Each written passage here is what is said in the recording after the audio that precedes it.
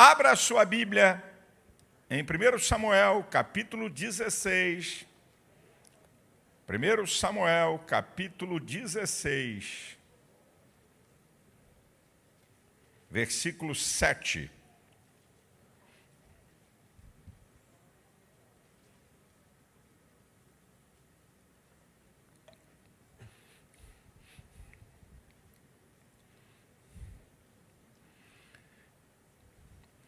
Primeiro Samuel, capítulo 16, versículo 7, diz assim: Porém o Senhor disse a Samuel, não atentes para a sua aparência, nem para a altura de sua estatura, porque eu tenho rejeitado, porque o Senhor não vê como vê o homem, pois o homem vê o que está diante dos olhos, porém o Senhor olha para o coração. Vou repetir a segunda parte desse texto. Pois o homem vê o que está diante dos olhos, porém o Senhor olha para o coração. Eu quero trazer uma palavra para você sobre a visão de Deus e a visão do homem. Como é que o homem vê? Como é que Deus vê? O homem e Deus vendo uma mesma coisa, para você entender um pouco essa diferença de visão. Então, primeiro eu quero falar algumas, lógico, não tenho aqui capacidade nem de falar de todas. Mas eu quero falar para vocês algumas características da visão humana. Da visão humana. Primeiro lugar, é que a visão humana, ela é uma visão limitada, até a distância máxima que os seus olhos permitem ver. Então, em primeiro lugar, é isso. Uma característica da visão humana, ela é limitada até o limite máximo do que você pode ver. Uma outra coisa muito interessante da visão humana é que ela está feita ao momento. Criticamos, elogiamos, julgamos, decidimos, muitas vezes, pelo que estamos vendo. Criticamos, elogiamos, decidimos, julgamos, muitas vezes, por aquilo que estamos vendo. Isso aqui é uma outra característica da visão humana. Terceira, é que a visão humana, ela é superficial. Ela vê o exterior, ela não vê o profundo, ela não vê o interior. A visão humana é isso aqui, é o que você consegue ver no exterior. Interior e o que é profundo, a visão humana, ela não tem esse alcance. Ela não alcança. Em quarto lugar, é que, lamentavelmente, muitas vezes nós vemos com os olhos dos outros. Dependendo da influência de uma pessoa, ou dependendo do olhar da maioria, você passa a ver também. Sabe? Muitas vezes estamos vendo com os olhos dos outros. Isso é, que pessoa de influência está dizendo que ela está vendo, aí você também está vendo.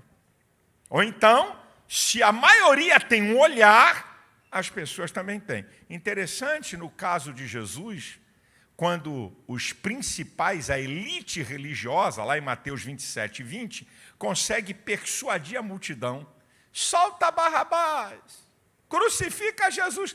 Olha só, o santo Barrabás, um ladrão sem vergonha, ativista político, preso. Jesus, o santo, operou milagres, curou multidões. Não, crucifica. Eles estavam vendo com os olhos dos outros, de quem tinha influência. Você tem que tomar muito cuidado.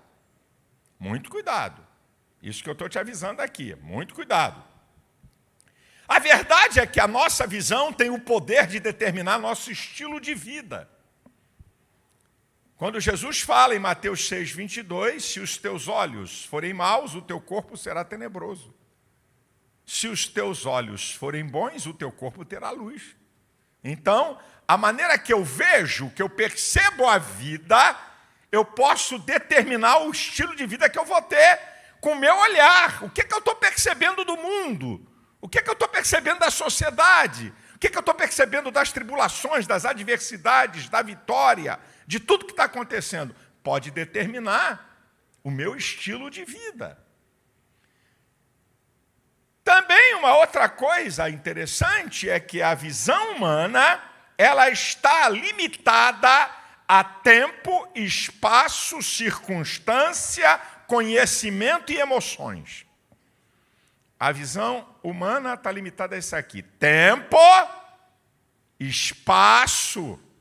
Isso aqui é a visão humana. Não tem mamãe me chora. A visão, circunstâncias, conhecimento e emoções. Dependendo do teu estado emocional, você vê ou não vê coisas. E dependendo do teu conhecimento, por exemplo, tem um vaso sujo, feio.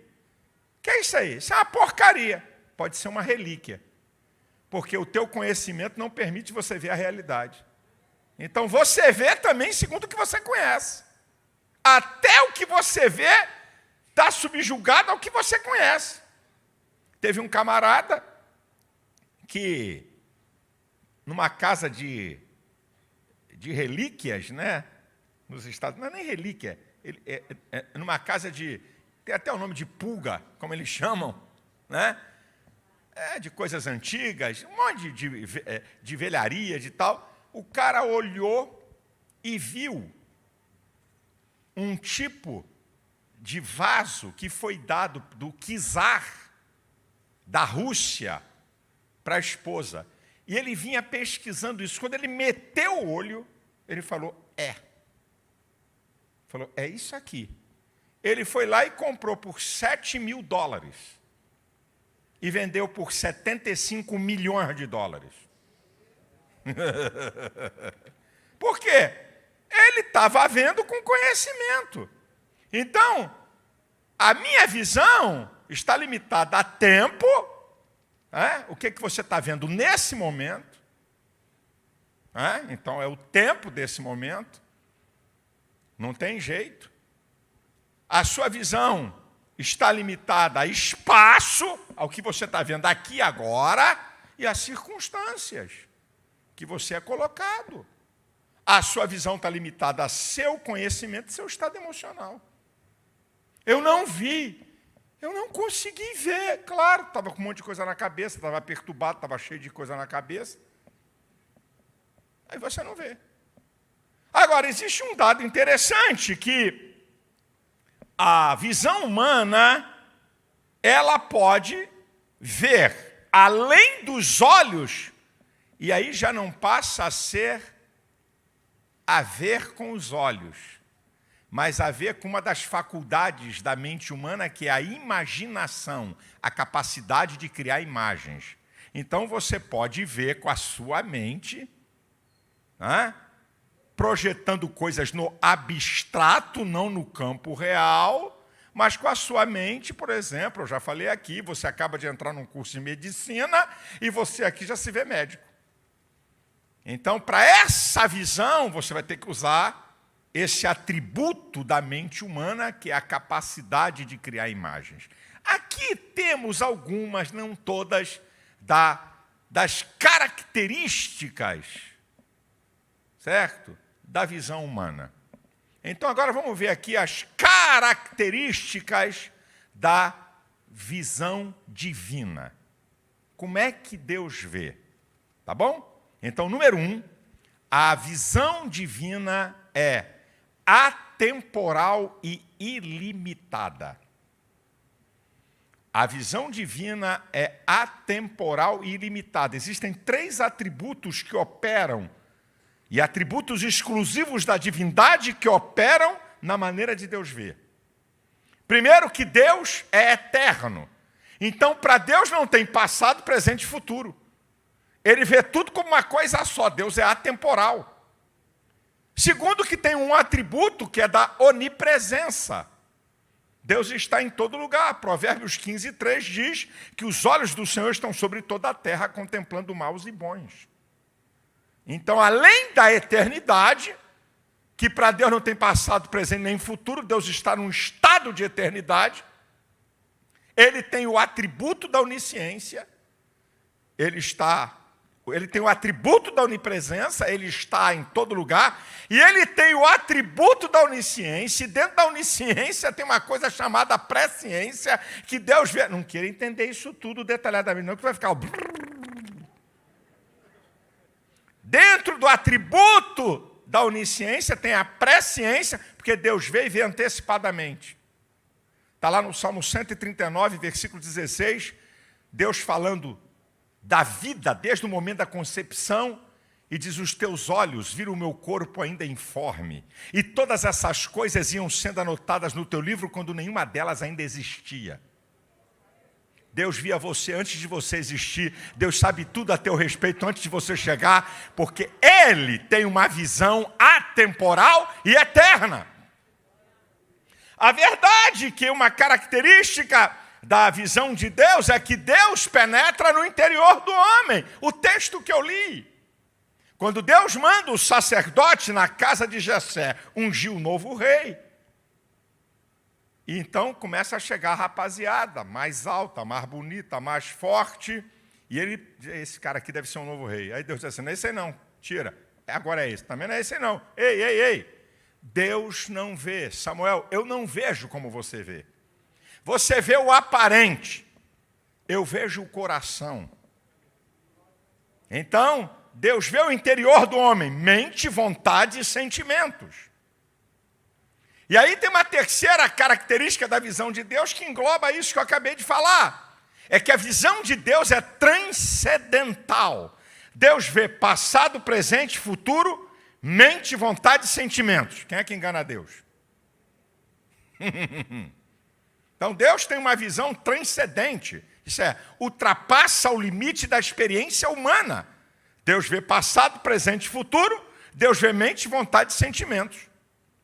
Então a sua visão é transcendente. É a visão de Deus. E aí é que muita gente se engana. Quarto lugar, é que não existe nada oculto ou invisível à visão de Deus. Daniel 2:22 diz que ele conhece o profundo e escondido, ele conhece o que está em trevas e com ele mora a luz. Hebreus 4:13 diz que todas as coisas estão nuas e patentes aos olhos daquele com quem temos de dar conta. Então Deus vê tudo, não tem nada oculto, não tem nada nas trevas, não tem nada invisível para Deus. Nada. Deus vê todas as coisas. Em quinto lugar, a visão de Deus, ela não está atenta ao momento. Ele vê causas e intenções. Deus não olha o momento, aquilo que aparece como aparente. Ele vê a causa e a intenção. Por isso que a Bíblia diz em Gênesis 4 que a oferta de Abel foi aceita e a de Caim não. Ele estava vendo a intenção do oferecimento da oferta. Um trouxe uma oferta, o outro trouxe uma oferta de primícia. Então, eu recebo desse, não recebo daquele. Porque Deus está vendo a intenção do coração. Isso vale, minha gente, com muita força. Deus sabe por que você está servindo a Ele. Por que você chegou aqui nesse culto. Por que você dá uma oferta. Deus sabe a intenção, a causa, a intenção. A visão de Deus engloba isso. Uma outra coisa da visão de Deus é que Deus não deixa de ver um momento sequer. O Salmo 121, versículo 3 e 4 diz: aquele que te guarda não cochilará, nem dormirá o guarda de Israel. Deus vê o tempo todo, Deus não dorme, Deus não cochila, nada foge do olhar e da visão de Deus. São características da visão de Deus. E uma outra coisa interessante é que o olhar de Deus está impregnado de amor, bondade, misericórdia, compaixão e justiça. O olhar de Deus está impregnado. Por isso que Jesus, em Mateus capítulo 14, versículo 14, quando ele viu a multidão, ele teve compaixão da multidão e curou todos os enfermos da multidão. Então Deus, quando olha, o seu olhar é um olhar de amor, é um olhar de bondade, é um olhar de misericórdia, é um olhar de compaixão e é um olhar de justiça. O olhar de Deus é diferenciado. Deus está vendo você na profundidade do teu coração, na profundidade do teu ser. Ele tem uma visão ampliada de tudo que está acontecendo e fica tranquilo. O Deus Todo-Poderoso vê você, tuas lutas, tribulações, adversidades, perseguições, dia mal, dia bom, inimigo, Ele está vendo, e Ele é o Deus Todo-Poderoso.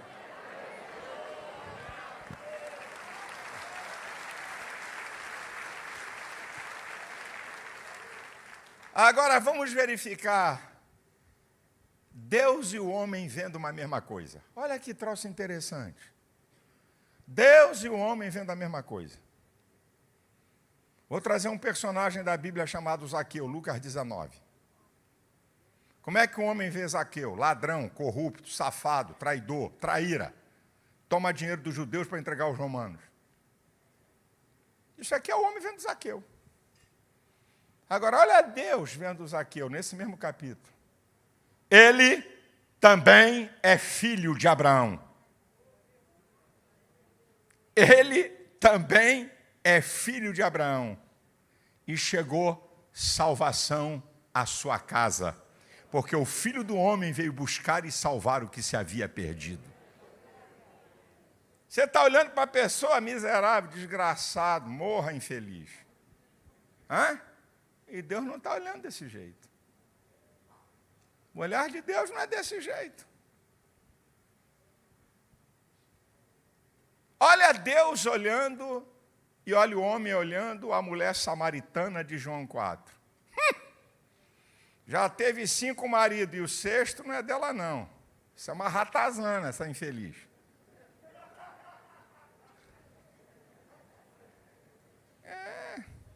Já teve 5. Ela é da pesada, hein?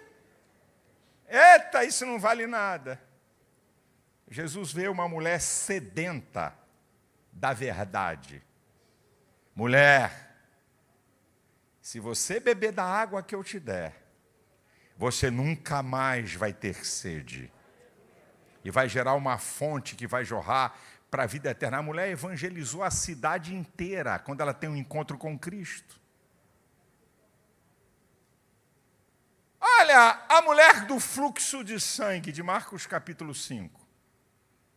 A Bíblia diz assim, uma certa mulher, uma mulher com uma hemorragia constante, que segundo a lei dos judeus, ela tinha que viver isolada, pária social, não pode viver em família, nem em contato social. Ih, essa mulher aí, coitada, está perdida, desgraçada, fora. Mas quando aquela mulher toca na orla dos vestidos de Jesus e é curada, e que Jesus diz, alguém me tocou porque de mim saiu o poder, e ela se apresenta trêmula, porque ela estava com medo de quê? Por que ela se apresenta trêmula? Porque ela, descoberta, podia ser morta. E Jesus estava restaurando aquela mulher ao convívio social. Mas o bonito é como Jesus a trata. Filha! Para eles é uma certa mulher pária. Para eles é uma certa mulher que não tem valor nenhum, que tem que viver isolada. Mas para ele, filha, a tua fé, você é uma mulher de fé, te salvou. O centurião de Cafarnaum, de Lucas capítulo 7. O que as pessoas viam? Um soldado romano, um líder, um oficial militar romano, máximo. Olha Jesus vendo. Grande é a tua fé. Eu nunca vi uma fé em Israel como a desse homem. Como é que a gente está enganado com respeito que a gente vê os outros? O homem vendo o homem. Muitas vezes, superstar, superman, adorados, idolatrados, colocados no lugar de Deus. Outras vezes, párias. Coisa. Olha o que é o aborto.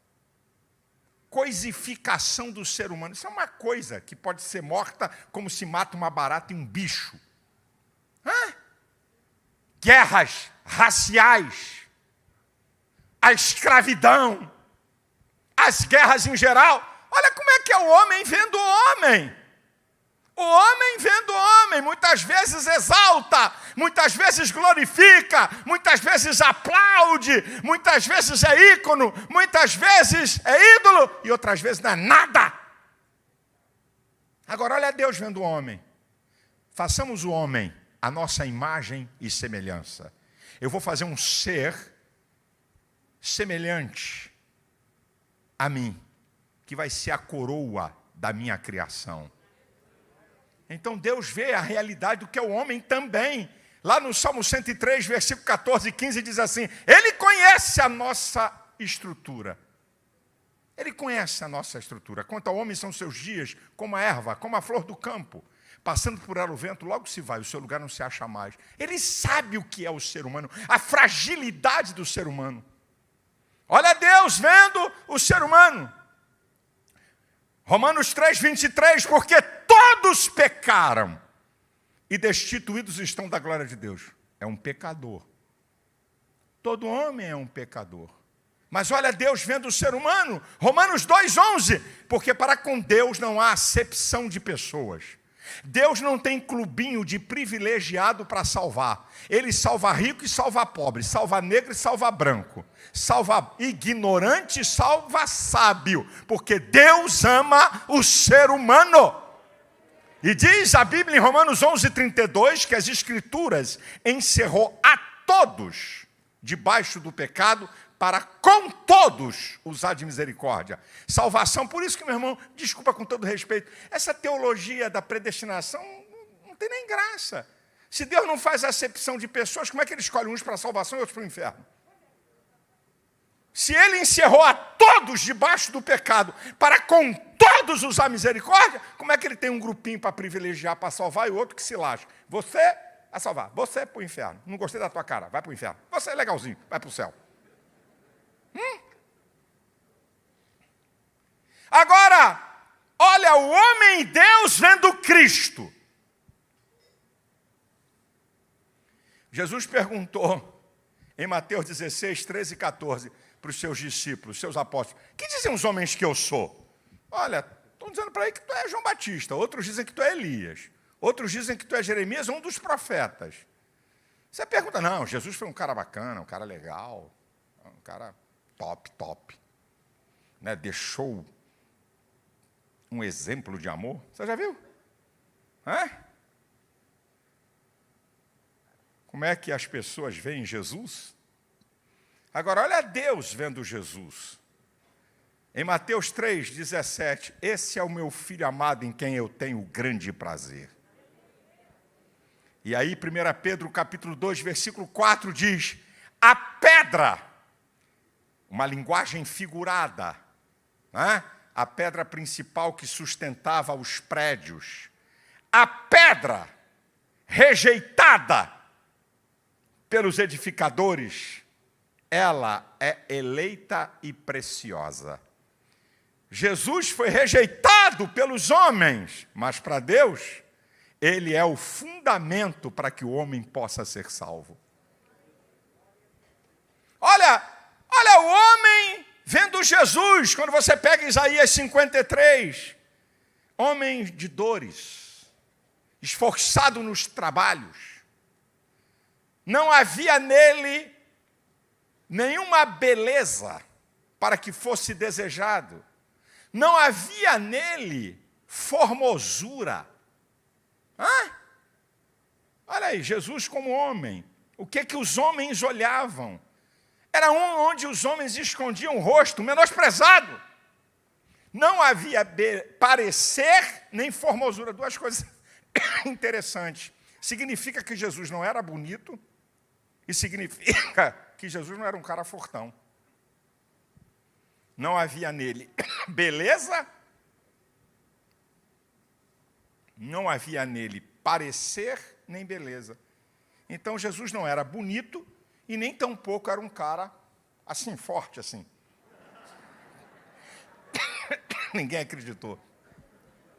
Não havia nele beleza nem parecer. Esse Jesus pintado aí é mentiroso. Esse pintado é mentiroso. Agora, o Cristo que Deus fala, diz lá em Apocalipse, aquele que na sua cabeça tem muitos diademas, os seus olhos são como chama de fogo, brilha o seu rosto como o sol do meio-dia, está vestido de um linho branco, fino e puro, um cinturão de ouro, os seus pés é como do metal reluzente, e na sua coxa está escrito, Rei dos Reis e Senhor dos Senhores.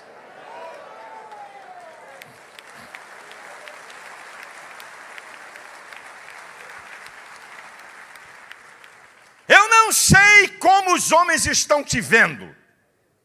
Eu não sei como a família está te vendo. Talvez até por alguns atos seus, como as pessoas só podem ver o que está aparente, então acabam fazendo um julgamento. Mas Deus olha aí dentro do teu coração. Deus sabe os desejos do teu coração, a tua angústia. Deus sabe que você quer vencer isso que está te dominando, te destruindo. Deus sabe que você quer servi-lo de coração e com interesse. Deus sabe que você tem fome da verdade. Deus conhece você mais do que você pensa ou do que você conhece a si mesmo.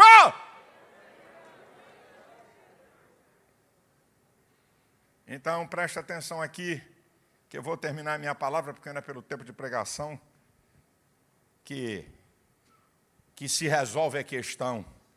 As minhas considerações finais. Primeiro, cuidado com o julgamento que você faz de alguém. Mateus 7, versículo 1 e 2, diz, não julgueis para não serem julgados, porque com a medida que você julgar, você vai ser julgado.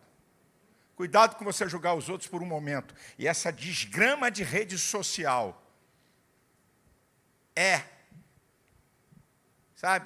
a coisa mais terrível. A história de uma pessoa é julgada por uma frase errada. Por um ato até errado. Como o ser humano é algoz com o seu semelhante.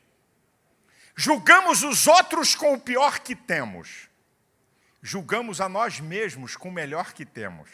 Quando é o outro, pune, arrebenta, massacra, pisa no gogó. Quando é a nossa vez, não é bem assim não. Quando é o filho dos outros, não presta. Terrível. Bem feito. Mas meu filho não queria fazer isso. Cuidado.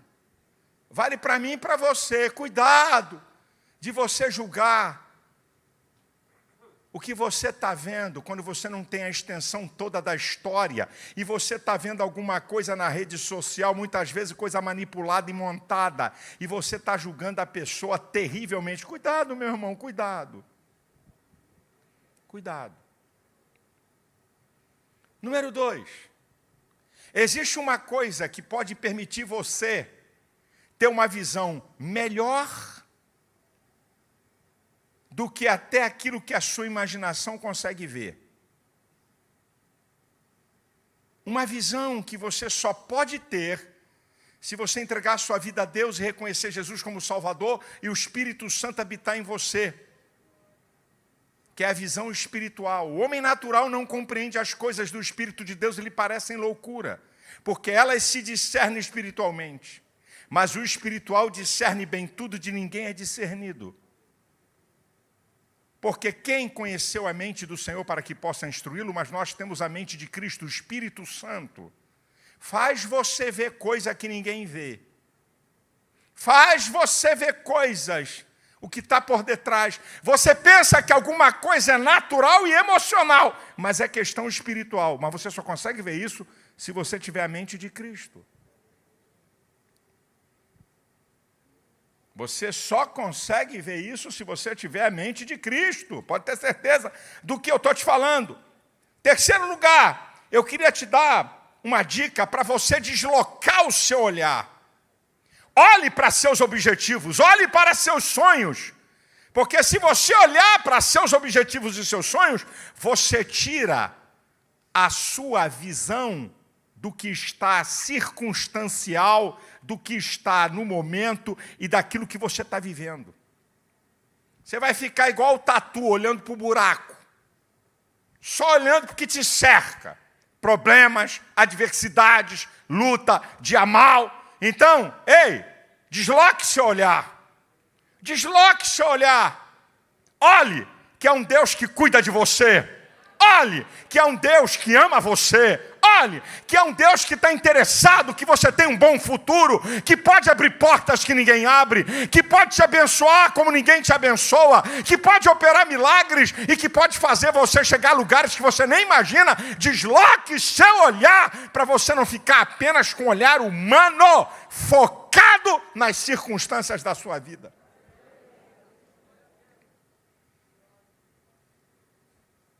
Eu também quero te aconselhar uma coisa. Tenha bons olhos. Se os teus olhos forem maus, o teu corpo será tenebroso. Se os teus olhos forem bons, o teu corpo terá luz. Bons olhos têm uma visão otimista, realista e futurista. Bons olhos. Bons olhos. Tenha bons olhos. Só vê desgraça, só vê desastre, só vê derrota. Ai, estou sentindo uma dor aqui. Será que é Covid? Onde, irmão? No joelho. Sangue de Jesus tem poder. Eu sei que o Covid está mostrando que nem os médicos têm domínio e controle das reações, dos sintomas, mas vai devagar com a louça. Tudo é Covid. Sim. Ai, sangue de Jesus tem poder, está chegando. Senhor, me guarda, cobre com teu sangue, me livra.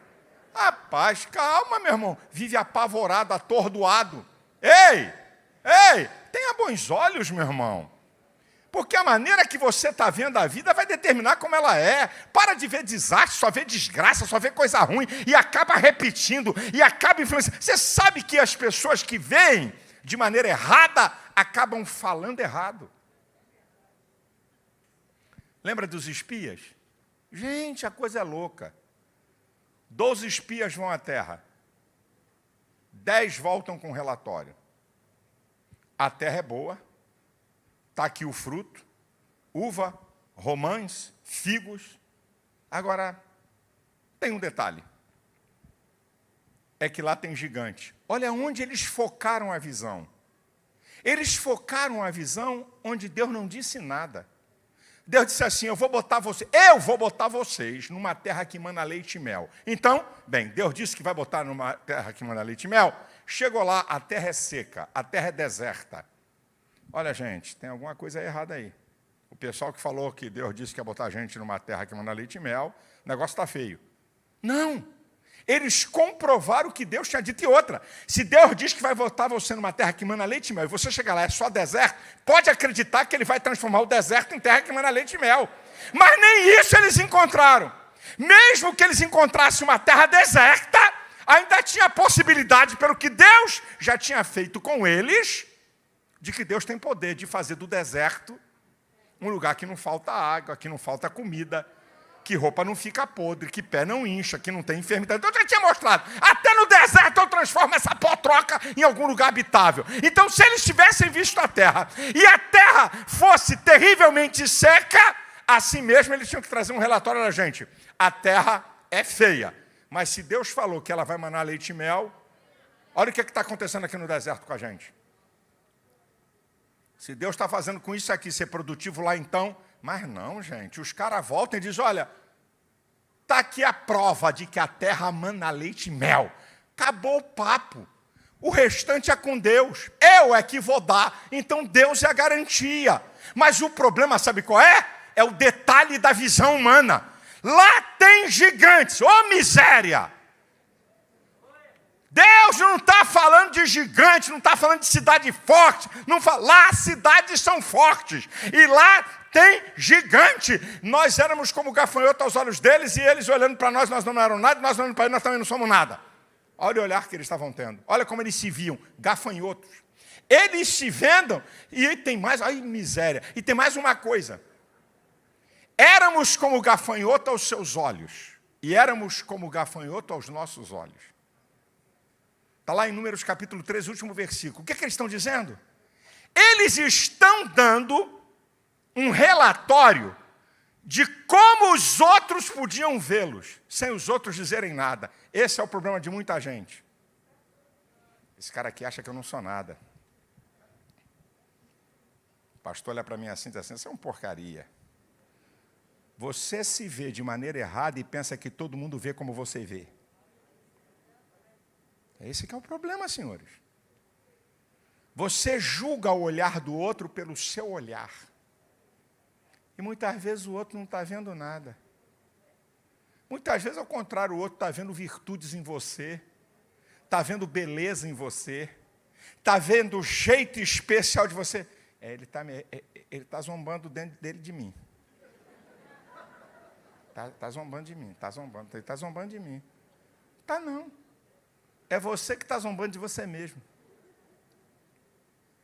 Então, queridão, querida, cuidado com esse olhar pessimista que vai trazer para você baixa estima, que vai trazer para você angústias, que pode levar você à depressão, que pode fazer você ter um olhar errado da vida, e você ter uma vida de tristeza, vida atrofiada, só pela maneira errada que você está vendo. Eu não estou dizendo que visão otimista é visão utópica. Utopia é sonhos irrealizáveis.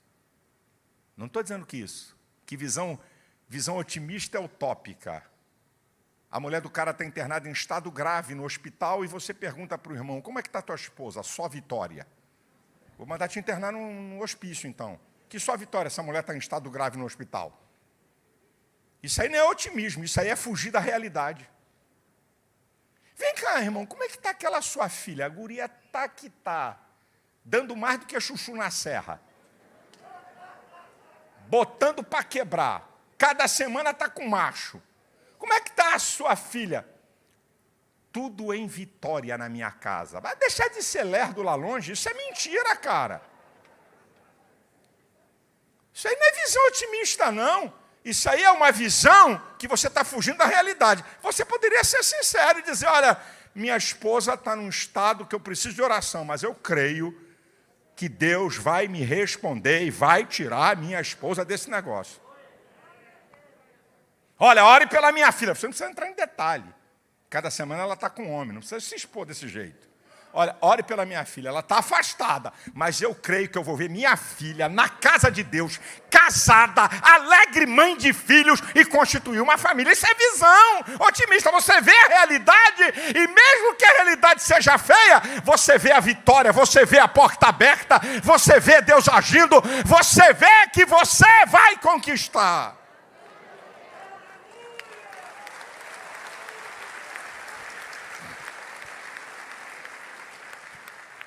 Querido, querida, volte seus olhos para Deus.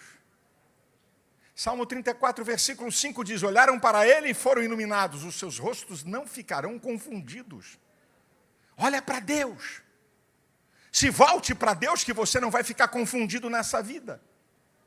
Hebreus 12, 2 diz, olhando para Jesus, autor e consumador da nossa fé. Olha para ele.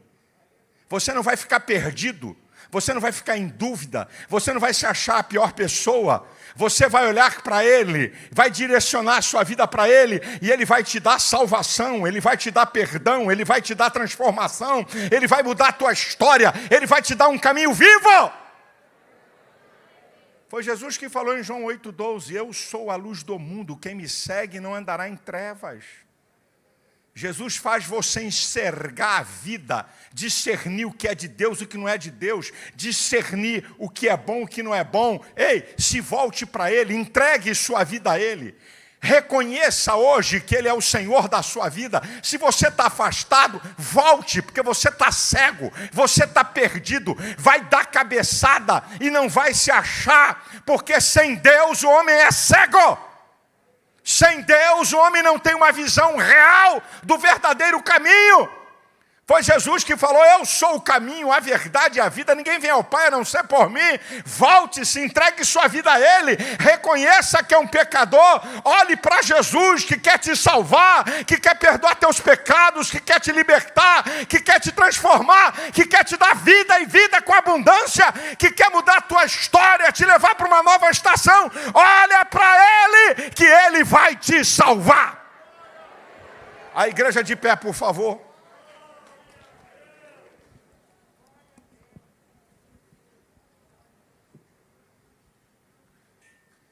Nós vamos encerrar esse culto. Daqui a pouquinho, segura um pouquinho no seu lugar. Mas eu quero fazer uma oração. Eu quero orar por você.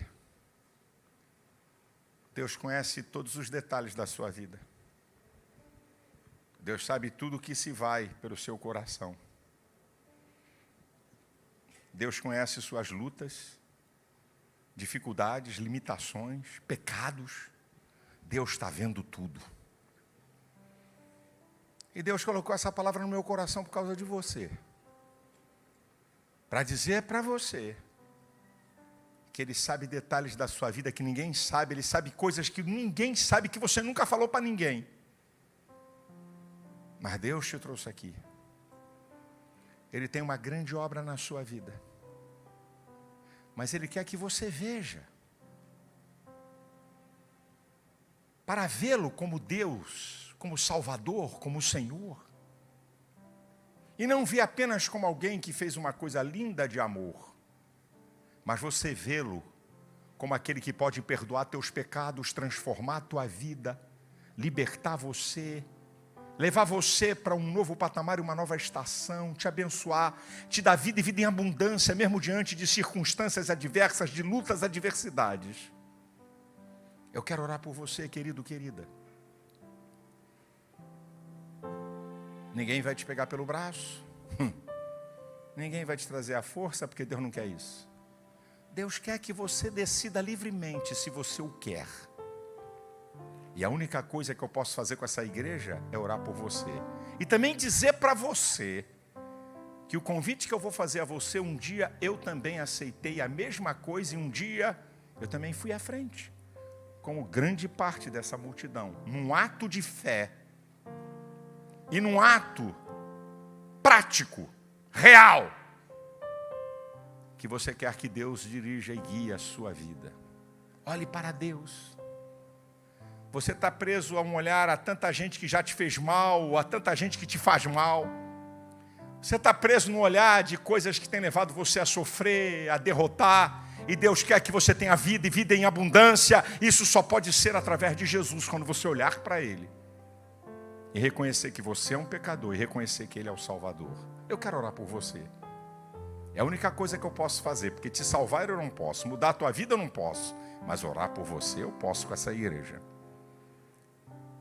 Se nessa noite você quer ver Jesus como Senhor e Salvador da sua vida e quer entregar a sua vida a Ele, eu quero orar por você. E se você quer, eu quero convidar você carinhosamente a pedir licença onde você está, porque você pode estar aí no meio da bancada, o pessoal se afasta para você passar, você pode estar aí na galeria.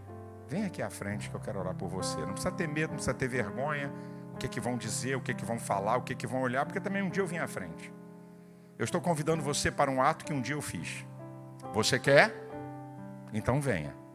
Ninguém vai te puxar, ninguém vai te trazer.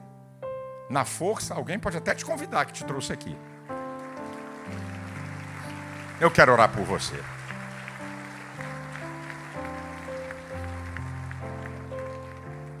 Veja Jesus como o Senhor e Salvador.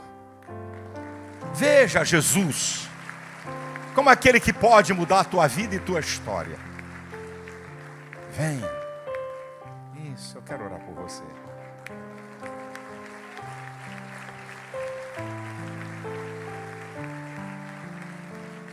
Venha. Venha. Venha. Pode chegar aqui à frente.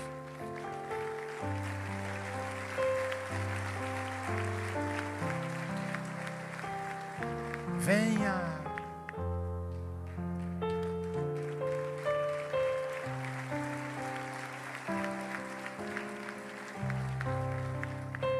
Jesus quer cuidar de você.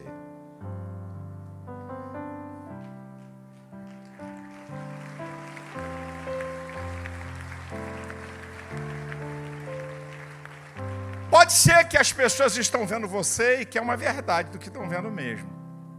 E pode ser que você está fugindo da realidade da tua própria vida, fingindo que não está vendo o que está acontecendo. Mas nessa noite, eu não vim aqui para fazer acusações ou para confrontar você no sentido pessoal, no sentido da vida. Eu quero confrontar você com Jesus. Que Ele está vendo você com maior profundidade que ninguém vê. E que Ele conhece tudo a teu respeito. E que Ele tem uma saída. E que Ele tem uma resposta para os anseios da sua vida. Você quer? Venha. Eu quero orar por você. Eu quero orar por você. Mais 1 minuto e eu vou orar. Está faltando você? Desça dessa galeria aí, filho, filha. Você conhece o Evangelho, não é, meu filho? Não é, minha filha? Você conhece. Você foi criado na igreja. Você sabe do que eu estou te falando. Mas você está brincando com coisa séria. Você está brincando com coisa séria, meu filho. Você não está vendo o precipício que você está caminhando para o abismo. Ou você está vendo e não quer ver. Finge que não sabe. Que você está longe de Deus, caminhando a passos largos para o inferno e para a destruição. Deus te trouxe aqui, porque Ele quer te mostrar um novo caminho para você. Eu não vou ficar aqui mais tempo, porque Deus já falou ao seu coração. Agora é você atender a voz de Deus e decidir, porque ninguém pode tomar essa decisão, nem Deus, nem eu, nem Deus, nem ninguém, só você. Se você quer, Ele está aqui de braços abertos para te ajudar. Se você não quer, você um dia vai dar conta a Deus dessa oportunidade. Eu não sou Deus e não estou aqui para te julgar. Mas eu creio que Deus te trouxe aqui, porque essa é uma oportunidade de Deus para você. Para mudar a sua história. E para você ver como Deus vai levar você a um outro patamar, a um outro estilo de vida. Eu vou orar. E eu estou falando aqui. Porque eu sei que o Espírito Santo está aqui. Eu sei que Deus está falando a corações aqui. E eu quero dizer que nenhuma resistência, que ninguém pode te impedir, só você. Você está livre para sair do seu lugar e para decidir. Você está livre. Você está livre. Ninguém pode segurar você. Nenhuma força, nenhum poder. Você está livre. Porque Deus quer mudar a sua história. Não é a minha igreja, não é a minha religião. Não estou falando aqui de religião, estou falando de minha igreja, eu, porque a minha igreja, porque a minha religião. Não falei isso aqui hora nenhuma. Eu estou dizendo que Deus, que conhece você, quer perdoar teus pecados e quer mudar a tua vida e quer te salvar. É isso que eu estou dizendo para você. E se você não quer ver isso, eu não posso fazer nada, filho. Nós vamos orar. Eu digo sempre uma coisa aqui. Se Deus vai te dar uma outra oportunidade, eu não sei, porque eu não sou Deus. Mas eu te garanto que Ele está te dando aqui hoje. Agora, nesse lugar. E garanto aqui para dizer para a gente aí, você já deu muita cabeçada. É você mesmo, eu não te conheço não, mas Deus sabe que está colocando isso aqui no meu coração. Tu já deu muita cabeçada e eu acho que está na hora de parar. Porque por enquanto você está dando cabeçada, dói a cabeça, mas você está em pé e vivo. Cuidado para não dar um tiro na cabeça, como diz o outro. No sentido literal da palavra, não, no sentido figurado. Algo que vai levar você para a destruição. Deus está falando com gente aqui.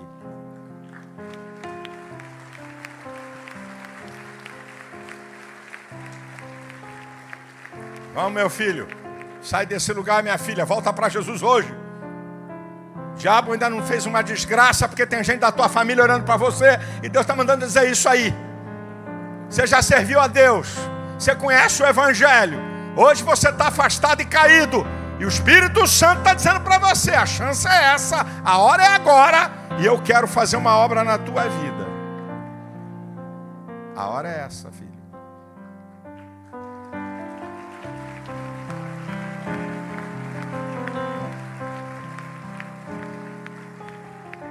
vou orar por você, querido, querida, você que está aqui na frente. A igreja vai orar por você, faça a sua oração. Diga: Jesus, entra na minha vida, muda a minha vida, perdoa meus pecados. Use suas palavras ou sua mente. Quando acabar a oração aqui, eu vou pedir a você 3 minutinhos. Aqui numa sala, o pessoal vai entregar um livro meu de presente para vocês, um livro fininho, fácil de ler. Vai anotar seu nome para compartilhar com você, dá até o telefone, se você quiser ligar, se você quiser manter um contato para te ajudar nessa caminhada.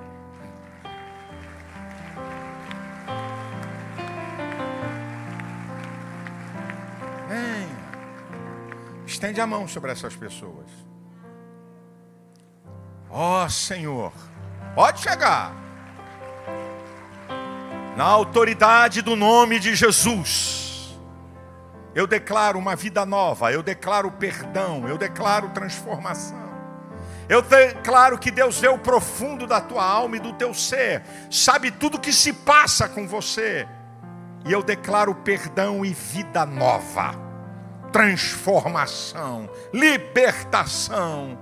Eu declaro uma nova estação de Deus para a sua vida. No nome poderoso de Jesus. Amém e amém.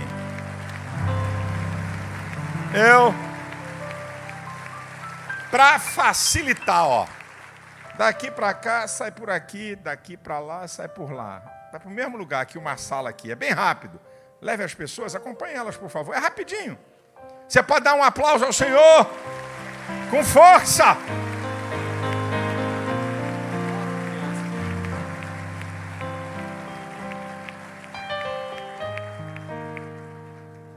Dá para você repetir Oséias 6:3?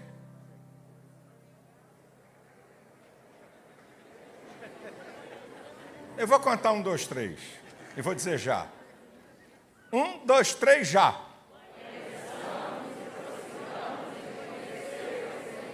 Agora eu vou fazer uma pergunta que é para ninguém responder. Isso é, se manifestar, responde para você. Você está fazendo isso? Como é que se conhece e se prossegue em conhecer o Senhor? As 2 principais fontes. Leitura da palavra e oração. São as 2 principais fontes para você conhecer a Deus. Você está fazendo isso? Só estou perguntando, irmão, porque não adianta citar texto. Eu estou dizendo para vocês, gente, se viver o evangelho e vida cristã é 2 horas de culto, o evangelho seu, o seu cristianismo é teórico, fariseu e falido. Aqui é para você edificar a fé. Daquela porta para fora é para você manifestar a fé e viver o evangelho. O que eu estou tentando fazer é levar você a viver o evangelho fora de 4 paredes da igreja. Lendo a Bíblia, orando, evangelizando, falando de Jesus, trazendo gente aqui. Isso é viver o evangelho fora de 4 paredes. Viver a vida cristã onde você trabalha, quando você negocia, no trato com as pessoas, nos relacionamentos pessoais. E eu vou dizer uma coisa para vocês, eu garanto, com todo respeito na linguagem popular, eu estou transferindo o abacaxi para a sua mão, segura ele e descasca, porque Deus não vai cobrar de mim. Deus não vai dizer assim: você como pastor foi um cara omisso, você como pastor só pegou a sua Bíblia, abriu, pregou diante da igreja, trouxe mensagem para o povo, alguém se alegrou, um gostou, outro não gostou, e depois daquela porta para fora, o meu povo viveu de qualquer jeito, sem você nunca ter se preocupado com a vida deles depois da igreja, do culto. Essa aí Jeová não vai me cobrar, não. Essa aí vai cobrar a você, porque aí é transferência. Se eu faço a minha parte e você não faz, a sua conta é sua. Se eu não faço a minha parte, a conta é minha. Eu te botei pastor aí para quê? Só para estar falando com uma multidão na frente, para ter aplauso, para ser reconhecido, para ser pastor de uma igreja bonita, de um povo bacana e bonito, é só para isso? Não. Então, filho, quando todo mês eu coloco um texto, quando todo mês eu estou falando, reúne a tua família, ora com a tua família, leia a Bíblia com a tua família, fale. Toda segunda-feira ou terça tem lá uma mensagem. É para te ajudar a viver o evangelho fora da igreja. Você decide, e não é nenhum programa de TV.